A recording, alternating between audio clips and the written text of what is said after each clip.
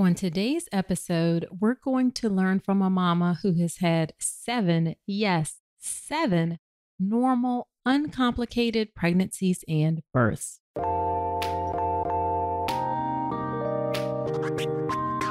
Welcome to the All About Pregnancy and Birth podcast. I'm your host, Dr. Nicole Calloway Rankins, a board-certified OB GYN physician, certified integrative health coach, and creator of the Birth Preparation Course, an online childbirth education class that will leave you feeling knowledgeable, prepared, confident, and empowered going into your birth. Quick note, this podcast is for educational purposes only, and it's not a substitute for medical advice. See the full disclaimer at ncrcoaching.com/disclaimer. Hello. Welcome to another episode of the podcast, episode number 32. Thank you so much for spending some time with me today. Today is a birth story episode, and we have a fantastic one today. I have Kristin Shockley on. And she is the mom to 7 kiddos who range in age from 8 months up to 16 years. Kristin says some days feel crazy, but most days just feel normal, whatever that normal is for her. Kristin says she's not extra patient. She doesn't also think she's extra capable. She feels like it is all by God's grace. I hear you, Kristin. Now, Kristin shares her knowledge and experience from having, as I said, 7 healthy pregnancies and births. Kristin talks about how every pregnancy and birth for her was different, including how she was in labor for 25 hours with baby number 6. She got an epidural for the first 2, had an unmedicated delivery for the next 5, and she gives some great advice on how to do unmedicated birth. In general, Kristin was very in tune with her body, with what she wanted and what she needed to give birth. So you are going to learn a ton from our conversation. Now, before we get into the episode, let me give a quick listener shout out. This is to Marley310. She left me this lovely review in iTunes. The title is Love It. And it says, as a future mom about to start my pregnancy journey, I was thrilled to find the All About Pregnancy and Birth podcast. She covers so many important topics, all in a positive and open way. I especially appreciate the diversity of her guests, not only in life experience, but in demographics and identity. Thank you for creating this podcast and offering so many free tools and handouts. Thank you so much for that lovely review, Marley. Having a diversity of guests and their experience and demographics and identity is really important to me. So I appreciate you letting me know that that means something to you too. That will always be an important part of the podcast. Okay, without further ado, let's get into the episode with Kristin. Well, hey, Kristin, thank you so much for agreeing to be on the podcast today. I really appreciate you coming on. It's my pleasure. I'm looking forward to it. Awesome. Well, why don't we start off by having you tell us a little bit about yourself and your family. Okay, my name is Kristin, and I've been married to my husband, Brian, for 18 years now. We have 7 children. We have a 16. Wow. Yes. We have a 16-year-old, 14-year-old, 12-year-old, 10-year-old, 8-year-old. And then we have a little break, and we have a 3-year-old and almost 1-year-old. That is a very full household. Yes, it is. Well, I thought that what we could do today, normally on the show, I talk about the specifics of a single birth experience, but you've had a wealth of experience. So I thought that we could talk about a little bit of an overview and anything that you've noticed that's different between pregnancies or notable experiences, because obviously you have tons of experience that you can share. So how's that sound? That sounds wonderful.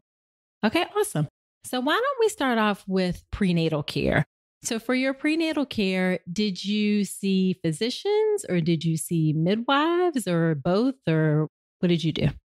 For my first 2 children, I saw an OB GYN. Okay. I really didn't know what I wanted from birth. So that was what I went with. She was local and I did like her. After those 2 births, so I did switch to a midwife practice who also had OB-GYNs there that I would see on occasion. But primarily, I saw the midwives for my next 5 births. Okay. All right.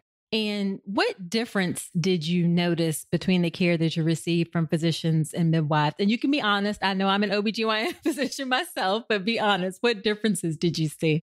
I really, really liked my OB GYN, and she was very good about taking time to listen to all of my issues. And I know that was what a lot of people say is special about midwives, that they take more time. And I really didn't notice a lot of difference.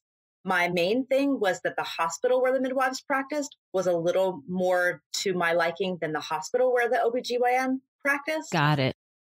That was my biggest thing, not the care so much as where I ended up being able to deliver.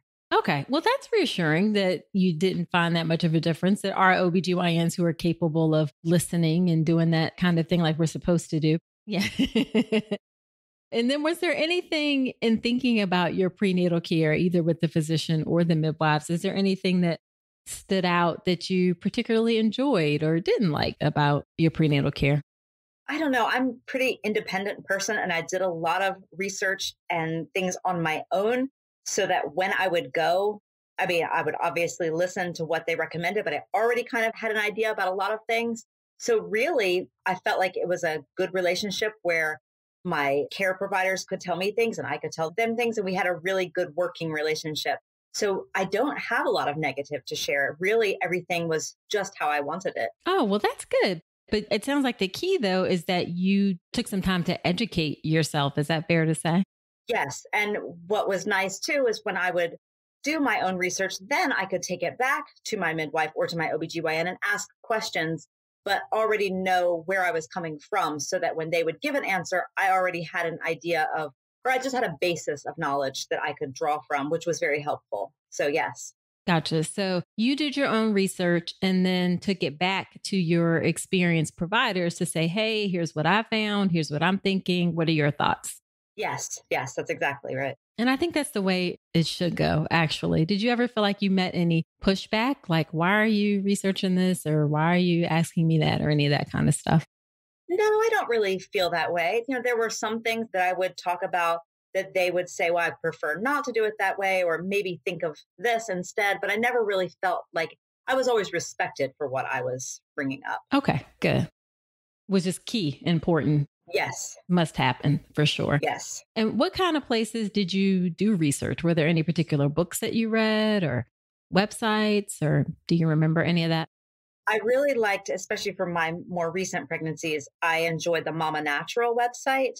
Some of her things were a little crunchier than really what I was looking for, but I just liked that style. And I really liked her. She had done weekly videos of her own pregnancies that were fun to watch just to kind of keep up with.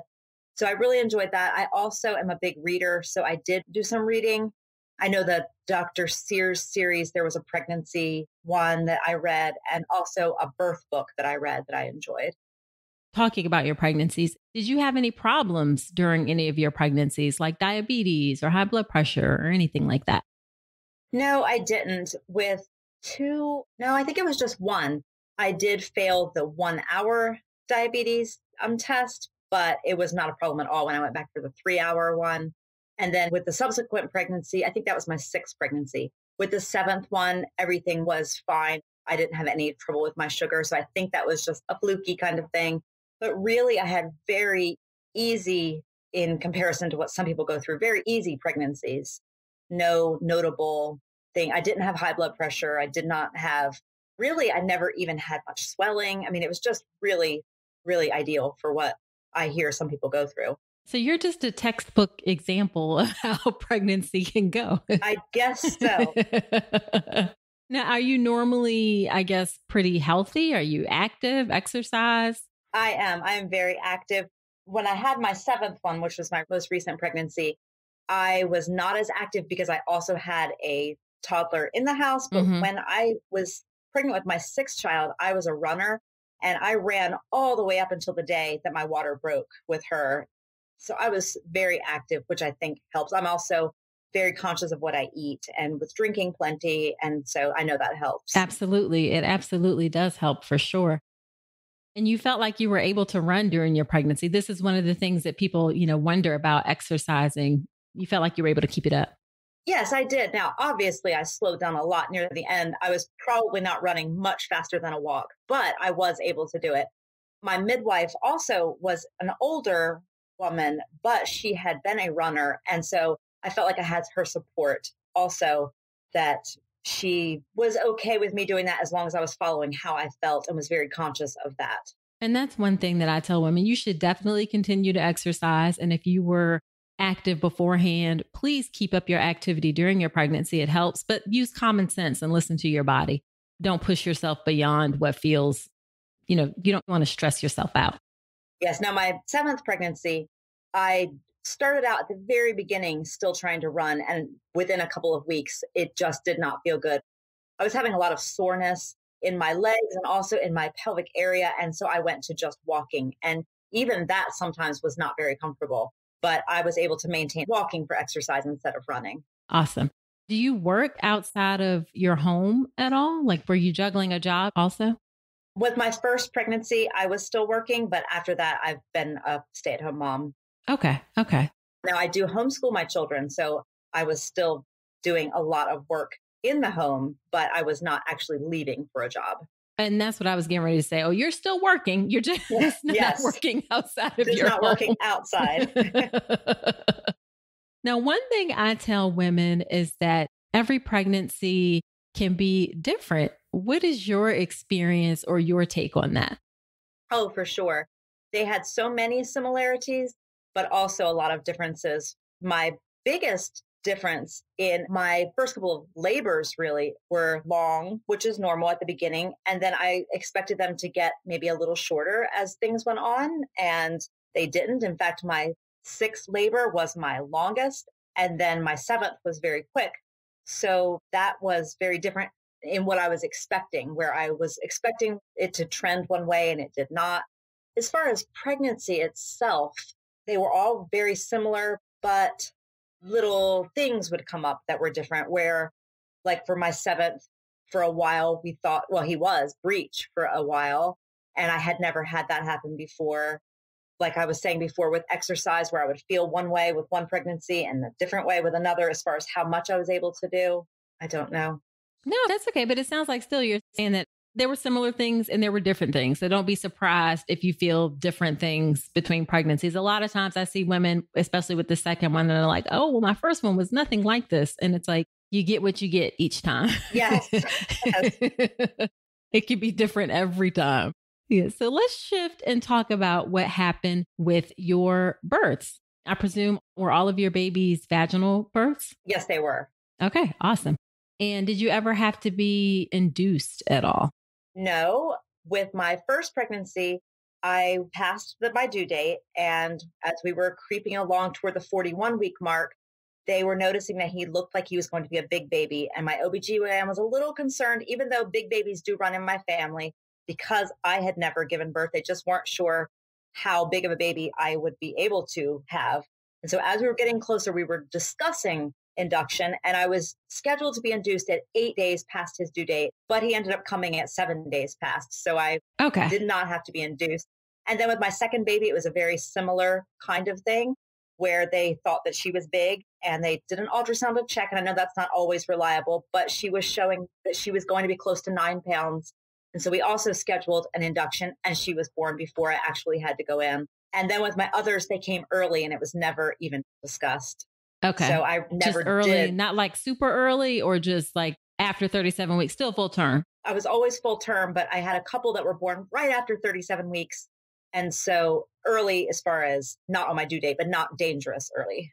Got it. And with the first two, when they were suspecting that they may be big, how much did they actually weigh? I ended up both being 9 pounds, 4 ounces. They were exactly the same weight.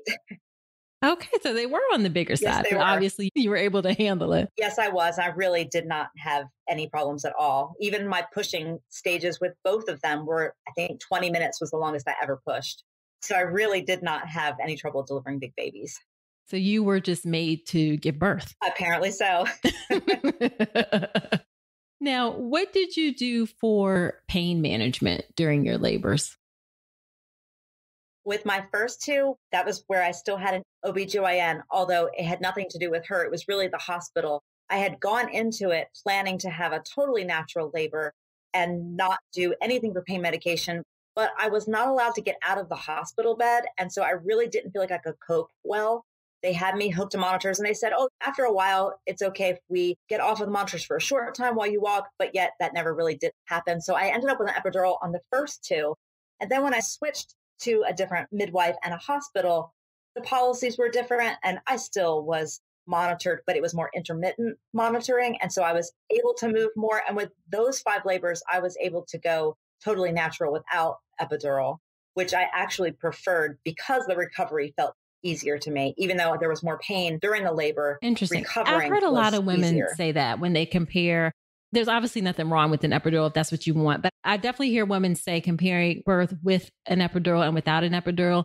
That's one of the things that they comment on that they like without the epidural is that not that long afterwards, you're getting up and you're moving around and you're feeling pretty mobile. Yeah. Yes, that's how I felt. With the epidural, there was nothing wrong that I chose that. I didn't feel guilty for choosing it. It just afterwards, I felt like I could not move as well. I felt sluggish and just like my legs didn't want to cooperate. And when I had totally natural labors, I was able to just get up when I wanted to, and I didn't feel confined. Right. What type of techniques did you use to cope with the contractions? Did you do hypnobirthing or any of those kind of things? Like, how did you cope with your labor? I really concentrated on relaxing my entire body. It wasn't any real technique, but it was just as I would feel a contraction, if I could make myself relax, include all of my muscles, even including my mouth, and just relax my body, if I could catch that at the very beginning, then the pain was lessened. If I didn't, or I tensed up or felt scared or was in a situation where I was tense, then the pain was worse. But if I could catch it and relax, that really was helpful to me. I mean, you just said so much in that one statement about relaxing into it is key. It sounds counterintuitive because it's pain. And most of the time for pain, it makes you tense up, and pain means something is wrong in your body. But for labor, it's different. And if you can relax into it, the moment you have like fear about it or you fight against it, it makes it so much worse. Yes. So a lot of it was really mental too. I mean, it was physical, but it was knowing in my mind that I really was okay. And that if I could relax into that, it would feel differently. That was kind of the key for me. Yeah. And do you feel like you took it contraction by contraction or what? Because you said one of your labors was 25 something hours long. Yes. Now, with that one, my contractions were very far apart. I was progressing, but very slowly. And so with that one, even though it was long, I was able to cope because it was so slow. I mean, definitely taking it contraction by contraction. If I would think too far ahead, it would be overwhelming, but I would just take it one at a time. Right. Yeah. And then you said movement also was important for you. To move, just keep my body moving and get into a position that was comfortable. And then during the contraction, I would have to be still. But then as soon as it was over, I could move, sway, get into whatever was comfortable. And that was helpful. Did you use anything like birthing balls or anything like that? Or yes, I did. I had a birthing ball for most of my pregnancies, and I would use it at home. And then also when I would go to the hospital, usually they would have one if I asked for it that I could use. With at least 2 of my labors, they had a birthing tub. I was not allowed to actually give birth in the tub, but during the labor, I was allowed to use the water, which was also helpful for relaxing, that I could sit in the water during the labor. That was the next question I was going to ask, if you'd ever used hydrotherapy or water to help. And it sounds like, yeah, you were able to utilize that a couple times. How helpful did you find that? I found it very helpful. It was good for me to be able to relax, even though I was able to remember most of the time to consciously relax my body. The water just made it so that that felt more natural. Because I was surrounded by water, it was more of a cushion to my body, and that was good. With the labor that went on for 25 hours, every time I got in the water, it slowed down my labor. I guess I was too relaxed and it was too slow. So I had to keep getting out of the water, which was no fun because it did feel good. Near the very end of the labor, I was able to get back in and it didn't affect. But I did notice with that one that sometimes the water was almost too good. It made me too relaxed. It slowed down the progress. Gotcha. Now, who was with you to support you during your labor? My husband was the only person that I really wanted with me. I'm a very, very social person, but when I was in labor, I needed to concentrate and I didn't want anyone else around. I would talk to friends during labor at the beginning, but I did not want anyone actually there with me. In fact, when I was having my seventh, of course, I have teenagers too, who were a big help and they were in the house at the beginning. And I just felt like I could not concentrate enough to actually progress with my labor. And so my mom was able to come over and she took all of my kids to her house. And as soon as they were out of the house, I could feel my labor just start up more seriously. And so to me, just having people around was not good, even though I'm a social person in a normal situation. It sounds like you were really in tune with your body and what you needed and being able to communicate that. Yes, I feel that way. And my husband is also a really quiet person. So even though he was there and was also very into what I needed and would ask, he was not overwhelming to me, where when I'm with my friends and we're all chatting and talking, that would have been too much. So it was a good balance. Did you ever consider having a doula at all? I didn't. When I had my first children, it really wasn't something I'd ever heard of. And then once it became something that I had heard of and it became a more popular thing, I had done it without a doula. And so I never really felt like I needed one, or that I felt like I could do it without it. So, yeah. So how did you feel like the hospital staff supported you during your labor? Really well, because I went into it being very sure of what I wanted. It was easy for either me or for my husband to communicate that to them. And I really didn't feel like I had a lot of pushback. I know at least with one of my labors, there was a nurse that I didn't really like her person, or our personalities just didn't fit, but I didn't feel strongly enough about that I didn't want her there. It just, I was glad the shift changed and I got someone new that just maybe fit with my personality better. But really, I felt as though the hospital staff was very good at listening to what I needed and what I wanted. In some cases, or I guess in my most recent pregnancy, the hospital staff didn't necessarily know what I wanted. That pregnancy or that labor went very quickly, but the midwife knew. And so she would communicate to them what I needed. So I never felt as though I was having to push against something that I didn't want, or that if there was something I didn't want, I felt pretty free to tell them that. Gotcha. Now, did you have written birth plans at all? I did with some of my children. I wrote a birth plan and showed it to my midwife ahead of time and then took it to the hospital. However, it just seemed like that was more for me to just kind of wrap my mind around what I wanted. And that when it came down to it, really what was going to happen was going to happen. If, we would go a certain direction, knowing that I would prefer not to have an epidural, or I would prefer not to have my water broken until it broke on its own. But really, it was just, we're going to go with what is best and what is happening at the moment.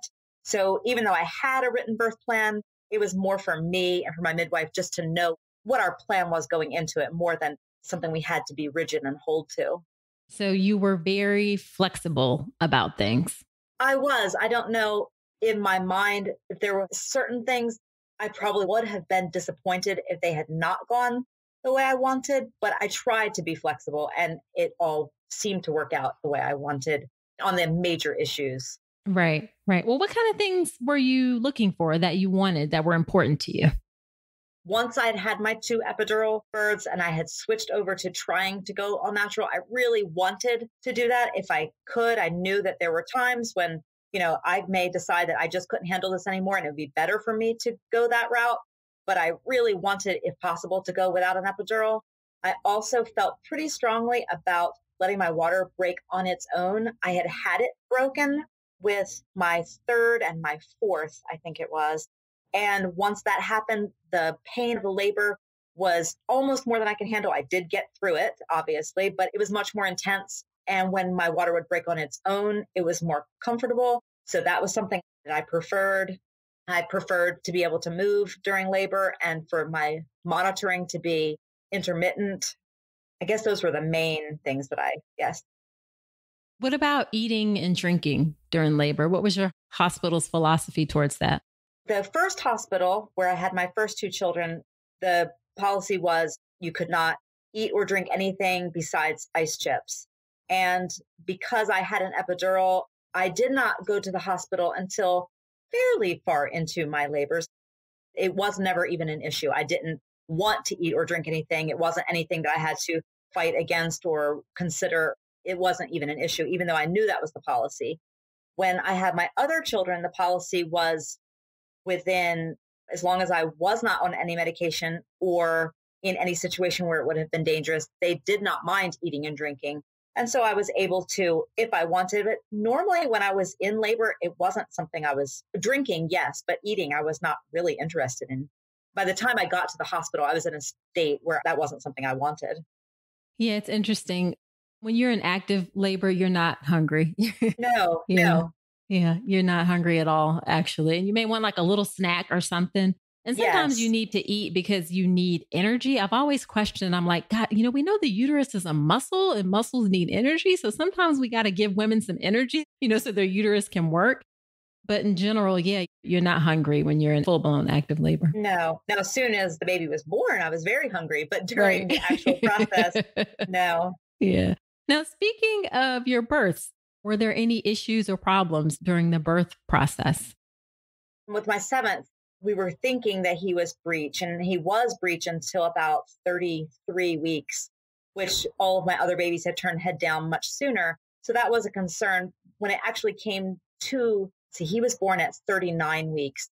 And by then he had been head down for long enough that wasn't an issue going into the labor. That wasn't something we were thinking about. So really, the labor itself, I did not have any real issues come up.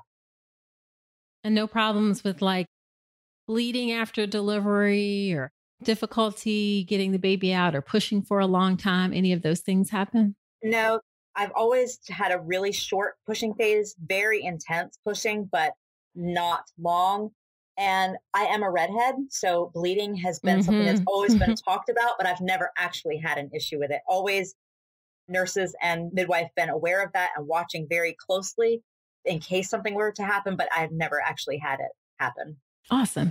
Now, when you pushed, were you on your back or did you ever do hands and knees or, how did you push, especially, without the epidural? Right. Well, I always thought that I would want to try a different position, that they say, laying down is actually counterintuitive, that sometimes it is better to just go with what you want. But I always wanted to be more in a, not flat on my back, but more of a reclined position that was always actually more comfortable, maybe because my babies came so fast that it was intense and that would slow it down slightly. Now, with my seventh, my midwife suggested at one point, the way I was sitting, it was making it look on the monitor as though my baby's heart rate was going down, even though it wasn't. It was just because of the position I was in. She said, I know the baby is fine, but let's go to a different position just so that we can get this monitor to look a little, so it doesn't look like the baby is in distress, because we know that he's not. So she helped me move to my hands and knees. And so I did deliver him on my hands and knees. And that position was also comfortable. But on my own, I always actually went for more of a reclined position. Okay. And that's one thing we should support women is when you have an epidural, you're pretty much going to be on your back because it's harder to move around. But when you don't, then being able to move around and change and get in whatever feels comfortable is going to make the pushing go fastest. So that's great that you were able to have that support. I always thought that I would want to do more anyway, and I just didn't. So it was nice when she suggested it, because then I at least got to experience something different, something I thought I would want to experience, but yet never really did. So right. I was glad for that. Yeah, absolutely. Now, just to wrap up, were there any of your experiences either during pregnancy or your birth? Is there anything that stood out as being bad that you wish hadn't happened or, was a bad experience for you? Oh, well, not bad. It was very stressful when my baby was breech, only because I was really sure that number 7 was going to be it. And I didn't want to end with a C-section. Not that there was anything wrong with a C-section. My mom had C-sections and good experiences, and I've had friends that have, but yet I didn't want to end on that. So it felt stressful to me. And I finally had to just tell myself that whatever happened, happened, and it was going to be okay. And once I got into that mindset, I felt like, okay, if I have a C-section or if I have to be induced for a different reason, all of that is going to be okay. So I think really it was just the stress that I put myself under. That was what was bad more than the actual situation. It was just having to wrap my mind around that. And as it turned out, it was not long after I relaxed into that he turned on his own. And isn't that amazing how that yes, happens? yes. Although you would have been a perfect candidate if he was in the right place for a vaginal breech delivery. Haven't had so many vaginal deliveries before. Yeah, probably so. Yeah. I wonder, did your doc or midwife even bring that up as an option? No, they didn't really bring that up. Although we did say that if he hadn't turned by a certain point, that they would try to manually turn him. And they said that I was a good candidate for that. But we never got to the point where we really had to discuss it seriously. It was brought up at multiple appointments, but we didn't have to make a decision of whether we were going to do that because he switched on his own. Gotcha. Now, were there any experiences that stood out as being particularly good that are memorable for, during your pregnancies or births? My last birth really does stand out as a good one because I had all of these ideas in my mind of how I wanted things to go when I was having my sixth. And it did go mostly the way I wanted, except for the fact that it was 25 hours long. And when we got to the end of it, I thought, well, that was a really good birth, but I wish it had been a little shorter because that was such a long birth. So then when we had our seventh, I thought, well, that birth with my sixth had gone so well. Surely I'm not going to be able to have that experience again because really everything went as perfectly as I could want it, except for the length. And so I thought, well, I can't really hope for it. I'll just take, what I'm going to get. And of course, he was breech. So for a while we thought, would we end up having the birth that we had planned or would we have to look into different alternatives? So he turned. And then when I actually went into labor, again, everything went so well, but yet his birth was only 5 hours long. So I had all of the things that I wanted where my water broke on its own and I was able to walk around and keep active. And I didn't go to the hospital until much later, which I had wanted to do. And all of the things that I had kind of hoped would happen happened.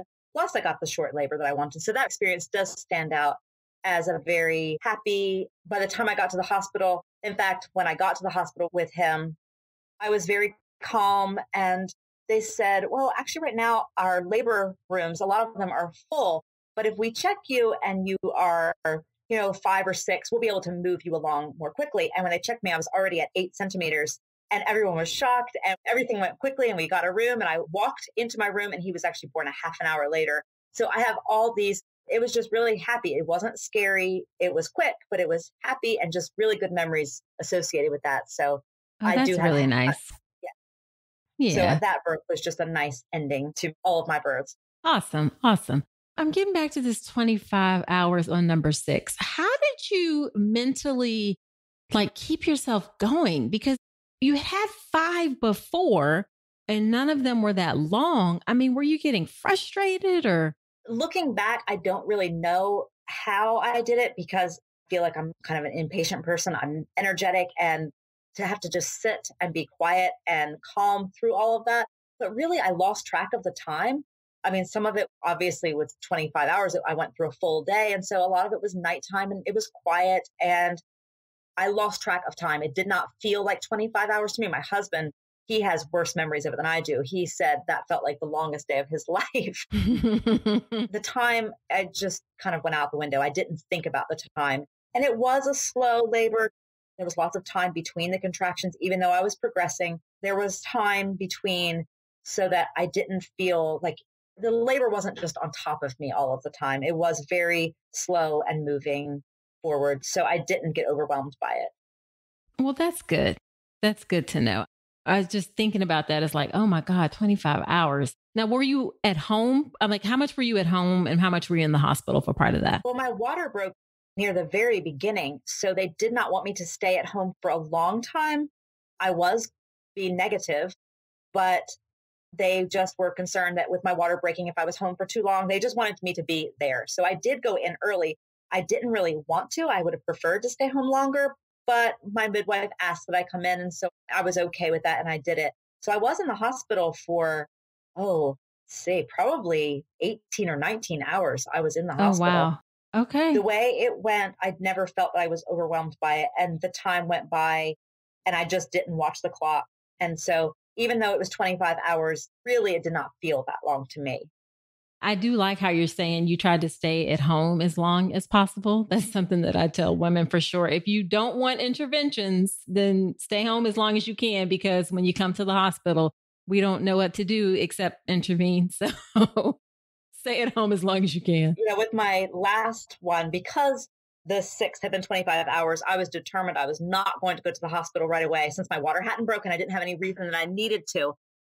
And so my husband actually went to work at the beginning because I said, "Oh, I'm going to be fine. You go, I'll call you when I need you." And so midway through the day, he came home and he got home and was saying, "I think it's probably time for us to go to the hospital." I'm saying, "No, no, no, I'm good at home." And looking back, I really probably was ready to go. He wanted to hurry me along because he knew I needed to. And I was just thinking of that 25-hour labor.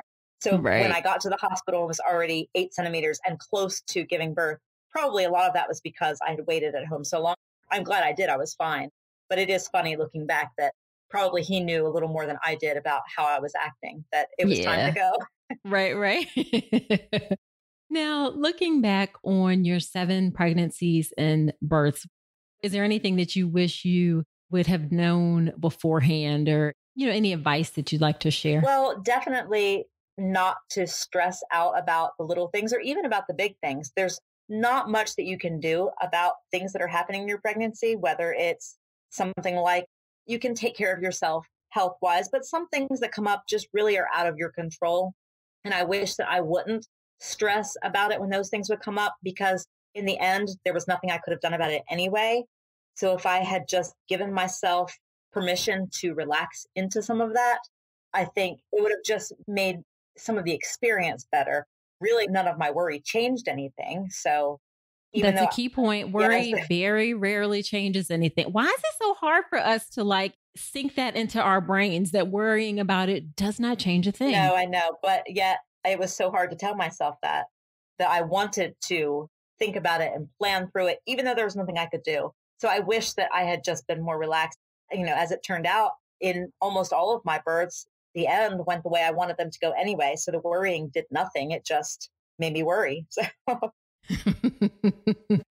So then would you say that is, if you had to pick your one favorite or best piece of advice that you would tell women, either about during pregnancy or birth or after having babies, what would be that one favorite piece of advice? It would probably be to do your research, but in the end, it's going to happen the way it's going to happen. So the worry is not going to change it. Again, excellent advice. And I need to tell myself that sometimes. Oh, yes. It's not just for pregnancy, just for life, really. Yes, for sure. For sure. Well, where can women connect with you if they're interested? I mean, if you don't have social media or anything, that's totally fine. But where can women connect with you if they want to find you or anything? I do have Instagram. Right now, my account is private, but anyone who wanted to send me a message, I would add anyone. I just keep it private in general. But my Instagram handle is TWO.POGS. It's 2 pogs. Does that mean anything for you? Or is that? Yes, although I've had that for so long. I have a sister who's quite a bit younger than I am. And when she was little, she was out in the backyard and saw 2 frogs. And she came in excited and was yelling that she saw these 2 pogs in the backyard. And so we laughed about that. And so I ended up using it as my email address and as my Instagram. And so it just... Oh, that is funny. My older sister's 10 years older than me. So my youngest sister is actually 20 years younger than I am. So... Oh my gosh. Yes. Are you serious? Yes. She is much younger than I am. How did your parents... My mom was only 20 when I was born. And then she was almost 41 when my sister was born. So we do have 2 siblings in between. But I'm the oldest and she is the youngest. So It's just a big widespread. I mean, my mom had health problems when she was in her 30s and was not able to have more children. She had wanted one after my sister, but was not able. And then she had a surprise pregnancy at 40s. So. All righty. Well, there you go. Well, thank you so much for coming on today. I think you're such a great example of, we hear a lot about how pregnancy can be difficult and challenging, and there are risks, don't get me wrong. But pregnancy can also be pretty straightforward, without problems. It's a normal, natural process, and that's how we should approach it. So I'm really glad you were able to come on and share your experience. Yes. Well, thank you for having me. Yeah, absolutely. All right. Wasn't that a great episode? I love hearing in Kristin's voice how really confident she sounded about her pregnancies and her births. Now, after every episode where I have a guest on, I always do something called Nicole's Notes, where I talk about my top 3 or 4 takeaways and thoughts from the episode. So here we go with Nicole's notes from this episode. Number 1, Kristin talked about how the care wasn't terribly different that she received between her doctor for the first couple of pregnancies and her midwives for the rest. And I bring that up to say that although in general, midwives may tend to have more time, they're definitely better trained at being patient and listening. Ultimately, your care comes down to the individual provider. You can have good experiences and bad experiences with both doctors and midwives. So instead of focusing on saying, I want a doctor or I want a midwife for your care, I want you to focus on looking for those characteristics that are important to you.